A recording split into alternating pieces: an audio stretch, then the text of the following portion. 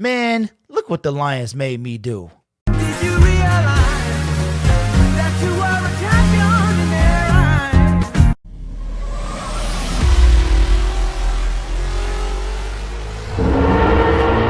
eyes? Subscribe to the members of ISN. The Detroit Lions have dropped their second in a row for the 2020 season.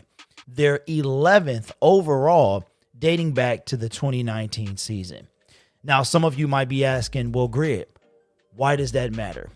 It matters when you brought in a coach to take over a 9-7 regime to be better, but instead you have gone in the opposite direction. In today's video, we're going to do like we did last week for the Detroit Lions Week 2 recap, and we're going to check out ESPN for the stat line. We all knew that the Detroit Lions were very, very bad on defense, and they didn't show us any differently Sunday against the Green Bay Packers. The Detroit Lions allowed 259 yards on the ground and another 200 and some odd yards in the air. And in my estimation, they have to have a bottom 5 defense just 2 games into the season. But let's take a look and dive into the stat line. The Detroit Lions had 19 first downs to the Packers 26. 13 of those for the Packers came from passing, while 10 came from the Detroit Lions.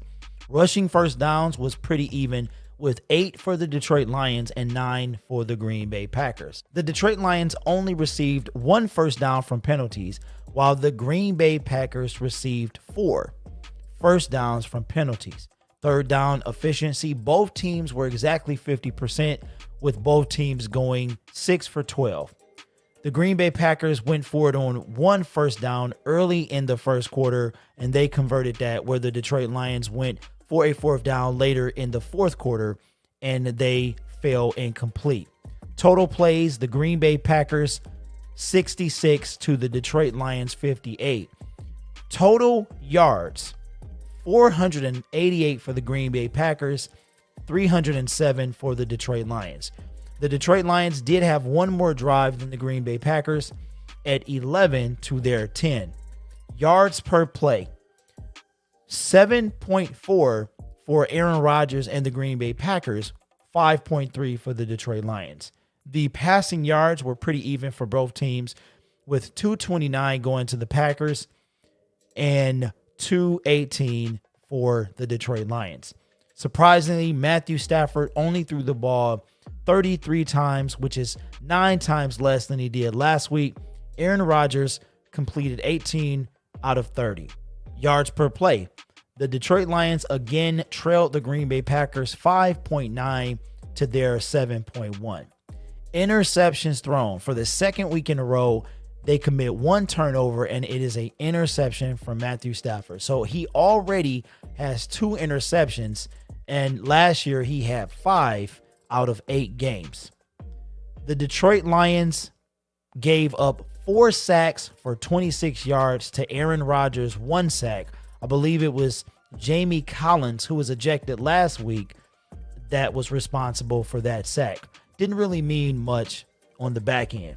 Now, the Detroit Lions were completely gashed on the run. As I said earlier in the video, 259 yards on the ground. Here's the funny thing about that statistic. Aaron Jones winds up breaking a 75-yard run for a touchdown. I believe it was early in the 3rd quarter. And if you subtract the 75 from the 229, the Detroit Lions still gave up approximately another 180 some odd yards on the ground to the Green Bay Packers. That is a problem. The Detroit Lions had 21 attempts to the Green Bay Packers 25, and they averaged 7.4 to the Detroit Lions 4.2. Red zone attempts, the Detroit Lions surprisingly went for their, I think it was 2 of their 3 touchdowns were in the red zone, and they went 2 for 2. The Packers went 3 for 5. The Detroit Lions had 70 yards on penalties out of 7 penalties, and the Green Bay Packers had 8 for 60. And of course, the 1 turnover by Matthew Stafford. Time of possession, I said last week, that if a team dominates in time of possession, they usually win the game. The Green Bay Packers almost held the ball for 35 minutes, and we're going to round down for the Detroit Lions holding the ball for about 25 minutes. So give or take a few seconds, 14 seconds or so is the difference between a 10-minute swing for the Green Bay Packers over the Detroit Lions. At the end of this game, what did I see? That while the Detroit Lions offense can score when it needs to, we still cannot stop anyone on defense. Matt Patricia favors a 3-4 over a 4-3, but today I did notice that he began to rush forward from what it looked like from the broadcast. In addition to that, we cannot stop the run. We have 3 defensive ends on our roster, and there was no Deshaun Hand sighting. He could have been out there. Nick Williams was also inactive today, and Danny Shelton, in my opinion, was not a big deal. Again, no game with Kenny Golladay, who is holding out with a hamstring injury, and he has not played for the 2nd game in a row. Adrian Peterson was kind of a non-factor today, but they stopped using him.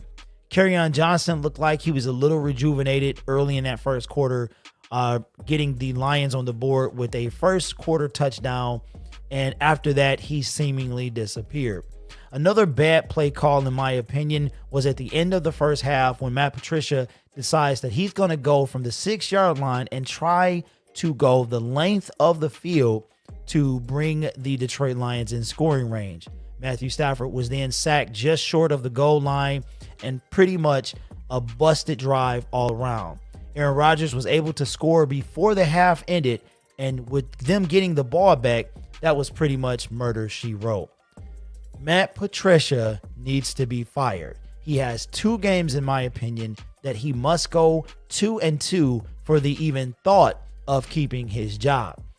After that, I'm not sure what we're going to do, but Matt Patricia, in my opinion, needs to be fired. Don't forget to leave your comments below on the Detroit Lions, the Green Bay Packers, your thoughts of Matt Patricia's job security, and my lack of facial hair.